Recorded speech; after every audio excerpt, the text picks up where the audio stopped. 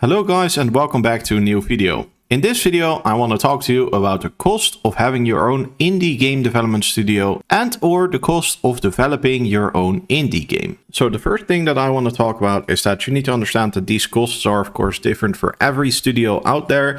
I'm just going to be talking a bit about our cost and what that picture looks like of cost, and also what you can kind of expect when it comes to time frame for things. So when I think about cost, one of the first things that pops up into my mind is the hardware. So obviously, when you're going to start a game studio, you're going to need to have good hardware. So with that, I mean a good PC, one that is strong enough to render your games, but also good to edit videos on, for example, so that you can make devlogs and such. And you need to have a PC that can benchmark well for the average PC out there. So I went with a 2K monitor instead of a 4K one, so that I kind of have what is in between the market, and so that I can test what the average experience is going to be like for the end user, instead of going with the insane setup with a 4K screen, for example, and the most insanely great graphics card, because then I will never be able to properly benchmark test my products. And if you're going to be game developing for a long time, you are going to have a good keyboard.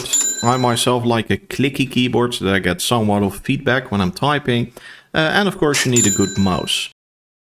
Then next up, you need a good headset, because that's what you're going to be wearing a while. So these are all very basic costs. And for me, they add up to around $3,250. Then what is also very important is that you're going to have a good ergonomic chair. So I myself got a nice desk chair. It's very comfortable. I can sit for multiple hours in this chair without any issue. But when I do want to stand every now and then my desk does give me that option. So I went with this foodie desk that can basically let you stand up and sit down. So this is very comfortable when I'm doing long sessions, which I'm often doing.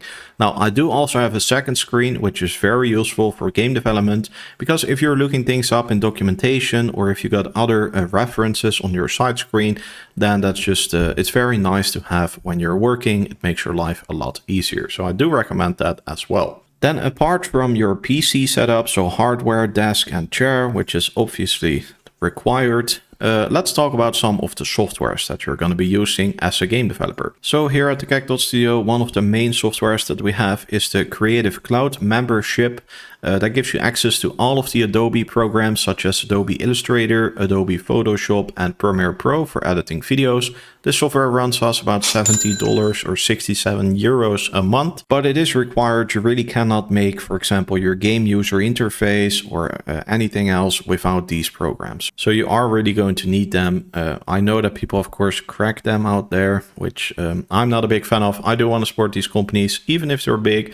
So that is Creative Cloud. Then next up, we need some storage. So we go with something like Google Drive. We got the upgraded version there that gives us a couple terabytes. That costs us around $20 a month. Then we got our own little Discord server in which we can talk to the community, the YouTube community and our marketplace product community, but soon to be our game community. Now here we don't really have any cost. We got $10 for Discord Nitro here. So that's really all the cost for Discord. Then one of the more expensive softwares again is going to be Substance Painter 3D. We pay $50 a month for this software. Rob needs it for his 3D models to texture everything and to paint his models essentially. So this is also a very good one if you're gonna make your own 3D models and all of that stuff. Your games are obviously also going to need sound effects and perhaps some music. So for that, we use Epidemic Sound, which costs us $25 a month. Now this is a great website. Here we can download all of our music, sound effects, and also we use these things both for YouTube and for the games. So I really recommend this Epidemic Sounds. Go check that out. Besides Epidemic Sounds, we also use Soundly. This costs us $15 a month. It's a very good software. It has more sound effects than Epidemic Sounds and better specific sound effects. So that's what we use for sound effects within the game. And last but not least, we also have Notion. Now, Notion is a very useful program for organizing everything, planning your to-do list, your tasks. It's our calendar. So Notion is what we use for that. And we have the Plus version, which is $10 a month. That basically rounds up all of the softwares that we pay money for. Then the softwares that we use that are free are Blender. So Blender is used for our 3D modeling, zero cost affiliated to Blender, which is very nice. And we use Unreal Engine as our game engine, which is also free to a certain point. So If you make your first $1 million, then the next $1 million that you're going to be making, you're going to have a 5% royalty. So that means on the first $1 million, you basically don't owe them anything. That second $1 million that you make, as soon as you hit 2 million in revenue, you're going to have to pay $50,000. So that's the cost affiliated with Unreal. I think it's an extremely fair price. You're basically running it for free as long as you stay under $2 million in revenue. Okay, so next I want to talk about a fun topic. So salaries. Yeah, as you have your own game development studio, you obviously also have your own living costs. So somehow you're going to need to pay yourself some kind of a salary. And if we take a look at the average salary for an American game developer, that comes down to $116,000 a year. Here on this website, we see, for example, well, in San Francisco, so there they pay $156,500 a year, $136,000 a year. And then in Washington, we have $130,000. In Boston, $124,000. So yeah, the prices are pretty much up there. Game developers make a nice income. If we break an income like this down, then that would come down to around $9,500 a month, which is realistic. When I worked for other companies, this is about what I was making a month. When you break that down to what you make a week, that's about 2.3K per week, 2.4K per week. And that comes down to almost $500 a day. So your hourly fee would come down to something like $60. So yeah, the average game developer fee is $60 an hour, which is really realistic. I myself charged a little bit higher. So when I do work for hire or when people use me for consulting on their games, I typically charge 85 euros, which would be around $90. But then for bigger projects, that price does come down a bit. So $60 an hour is a very fair fee for a game developer, especially if you know how to do multiplayer, then you can up that fee. I have been recruited for certain jobs where they basically offered me around 12,000 euros a month. So that's fairly high up there. But that's what you can ask for if you know how to do multiplayer and are a multiplayer game developer. But of course, we're talking about indie game development costs. So yeah, how are you suddenly going to pay yourself $9,000 to $12,000 a month? Well, yeah, you basically can't, right? Because if you are an indie game developer, you don't really have income unless you have some other job to work on your main game. So what I do recommend to those of you out there is that you find a job in the meantime while developing your own game.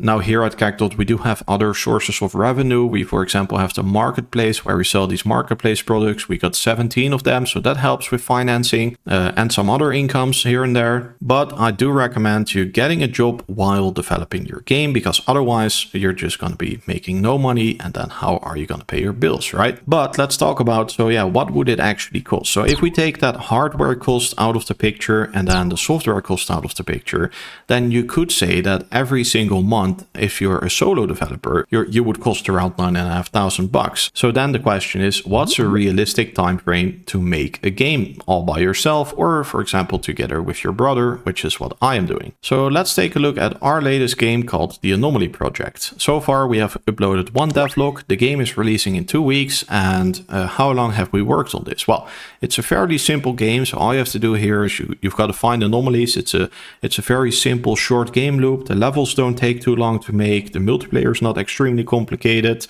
So this so far took us about 6 months to make. So if we calculate that, then 6 months times the 9,500 for salary cost, that would be 57,000. So if you were to not make this game by yourself, but hire developers for this, then that would cost you around 57,000 for half a year. And then let's say you need 2 of those developers, then you could easily need an amount of like $115,000. And that type of money, probably not a lot of you have that laying around.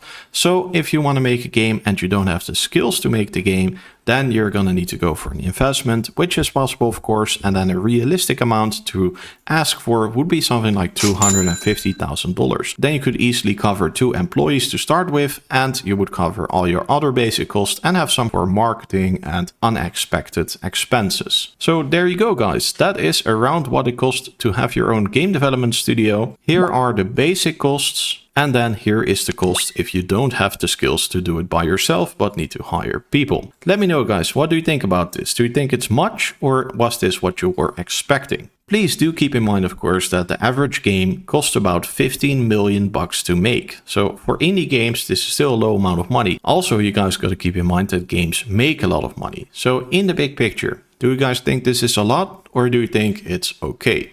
Let me know down below in the comments, guys. I hope you appreciated this video. If you did, give it a like and subscribe. Also, check out our game, The Anomaly Project, on Steam. It's a very fun multiplayer game releasing in 2 weeks. I hope you guys are going to enjoy that one, and I'll see you in the next one. Bye!